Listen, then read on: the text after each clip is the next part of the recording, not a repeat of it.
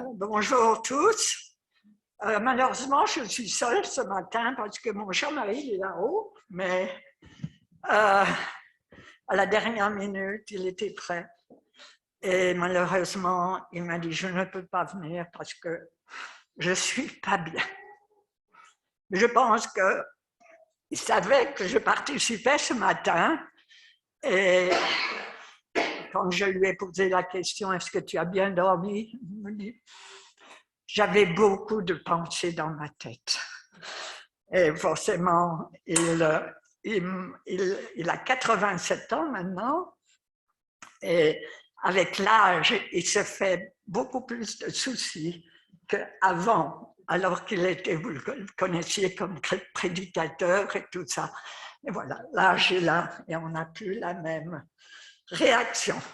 Moi, mon témoignage n'est pas tellement sur mon témoignage personnel, mais c'est plutôt suite à une émission à la télévision.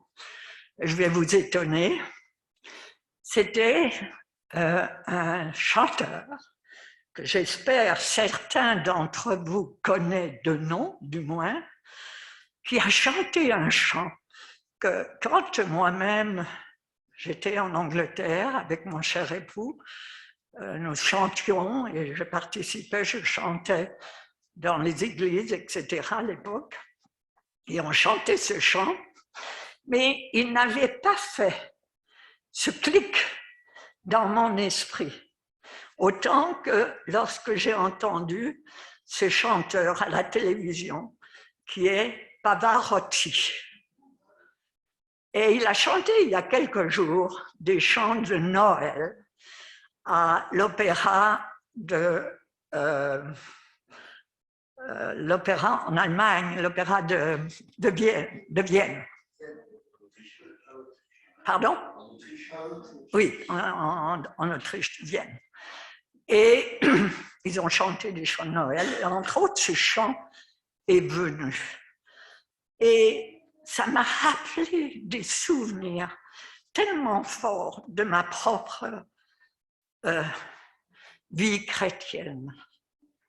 Je me suis convertie, j'ai 84 ans maintenant, mais je me suis convertie à l'âge de 18 ans. Je suis partie à Paris pour m'amuser. Le Seigneur m'a retrouvée là. Et je me suis convertie. Et ça a été une conversion. Mais je puis vous dire, je pleurais tous les jours parce que je croyais que Paris, c'était la vie. Wow. C'était bien malheureuse. Et voilà, ce chant a toujours été un chant merveilleux. Et on va le chanter, n'ayez crainte, mais du temps de notre activité à Senef, on le chantait sur d'autres strophes, d'autres mots, et Ruben a eu la gentillesse de m'envoyer différentes traductions, parce que moi je le chantais toujours en anglais, qui est 5 versets, et ceux qu'on chantait de 3 versets. Et il ne disait pas vraiment la vie de ce chanteur. Vous savez qui a écrit Amazing Grace? John Newton. Ce chant, vous le connaissez, Amazing Grace. Et il a écrit aussi Tel que je suis. Donc, mais vous ne connaissez peut-être pas sa vie. Et c'est ça quand Ruben m'a donné son témoignage. Je savais un peu de qui il était, mais pas à la profondeur. Et j'ai compris profondément qu'est-ce que ce mot grâce infinie. Nous chantons tellement des chants sans savoir exactement la profondeur de celui qui l'a écrit, pourquoi il l'a écrit. John Newton a perdu sa mère à l'âge de 4 ans, qui est mort de la tuberculose à l'époque, et il est né en 1725, il y a longtemps. Et son père était un marin, donc il a été sur les bateaux toute sa vie, et il est devenu un homme haut gradé dans la marine. Mais avant d'arriver à ça, on ne sait pas très bien pourquoi, mais c'était un homme qui était devenu horrible, horrible. Et il s'appelait, parmi tous ceux qui le connaissaient, le plus grand blasphémateur. Si vous connaissez ce chant, Grâce infinie, c'est difficile de voir un homme qui puisse être appelé le plus grand blasphémateur. Mais lorsqu'il a été, en 1745, il a été transféré sur un navire et de négriers. Vous savez ce que c'est que les négriers? C'est les esclaves. Donc, vous voyez le commencement de la vie de John Newton. Et lui-même, malheureusement, s'est trouvé sur un bateau où, alors qu'il était marin, sans doute, travaillant avec les autres, il s'est trouvé pendant une période étant traité en esclave lui-même. Il a été battu, fouetté. Il a été lacéré de coups de couteau, mais non pas par un homme, parce que beaucoup de ces choses étaient faites par des hommes, mais par une femme. Il a connu l'horreur et la faim. Et Dieu avait un plan pour lui. Il a permis qu'il ait un homme qui ait pitié de lui à un moment.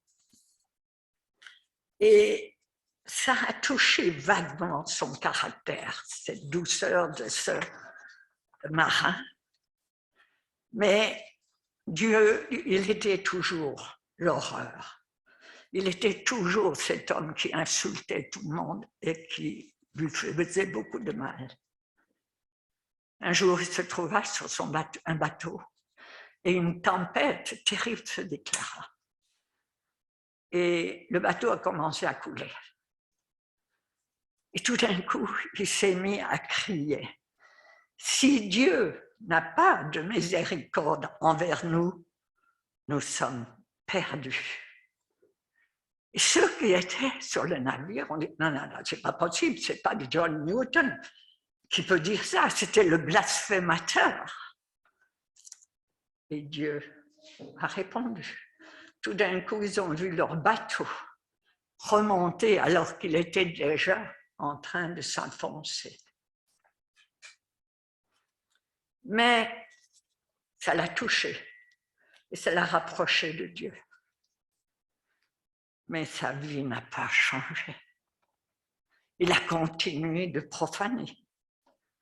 Il était toujours aussi horrible. Et la seule chose, la grande chose qu'il faisait, c'est qu'il était vendeur d'esclaves.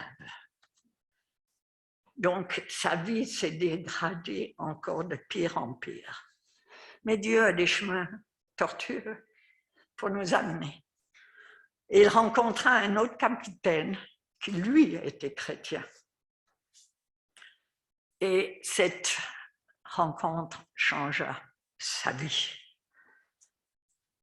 Et il accepta le Seigneur à ce moment-là, à travers. Et c'est là que la grâce de Dieu se révéla à lui. C'était le début de sa vie de chrétien.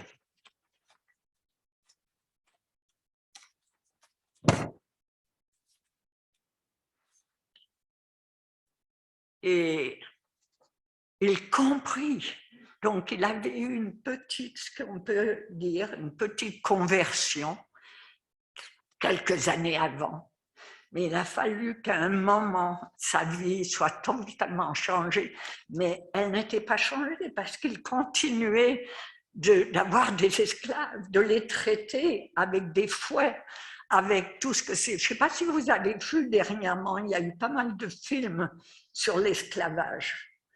Et il montrait comment il crucifiait les gens et il les fouettait en les crucifiant. Il n'y a pas si longtemps. Hein. Mais John Newton décida à ce moment-là de consacrer sa vie vraiment pour Dieu. Et il va dire que c'est vraiment sa conversion. Il a fallu donc qu'il passe par des différentes choses. Et ce fut à ce moment-là le départ de son métier d'écrire des cantiques auxquels il était très facile pour lui. Et on va chanter ce chant. Et j'ai cherché parce qu'en anglais, c'est son témoignage, vraiment son témoignage, de cet homme aussi bas qu'il est descendu et comment il a compris qu'est-ce qu'était la grâce de Dieu. Parce que nous pouvons en effet connaître Dieu d'une manière, au départ, parce que nous venons de milieux chrétiens. Moi, j'étais fille de pasteur, fille d'évangéliste. J'ai entendu toute ma jeunesse que je devais être sauvée. Mais mon père m'a dit une seule chose qu'il m'a dit dans sa vie, et je crois que c'est très important qu'on réalise. Il m'a dit, ma fille, c'est pas parce que je suis chrétien, c'est pas parce que je suis serviteur de Dieu que tu es chrétienne. Tu dois rencontrer Jésus-Christ personnellement. Mais il a fallu des années avant que je réalise cela. Et c'est à travers maintenant, ça fait 65 ans que j'ai accepté le Seigneur, parce que j'avais 18 ans à l'époque.